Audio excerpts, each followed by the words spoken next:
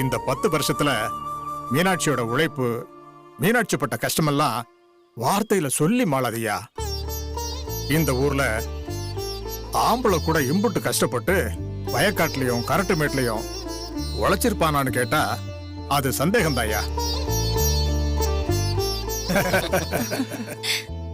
மம்பட்டி எடுத்து வாய்க்கா விட்டுறது என்ன, மடை மாத்தி தண்ணிய பாய்ச்சறது என்ன, அட மருந்து அடிக்கிறது என்ன, களை எடுக்கிறது என்ன, தேவைப்பட்ட ராத்திரி தோட்டத்துக்கு போய் காவ காக்கிறதுன்னு சொல்லி ஒரு ஆம்பளைக்கு ஆம்பளையாவும் பொம்பளைக்கு பொம்பளையாவும் எல்லாரும் மூக்கு மேல விரல் வைக்கிற மாதிரி ஒரு வாழ்க்கைய மீனாட்சி வாழ்ந்து காட்டிடுச்சியா.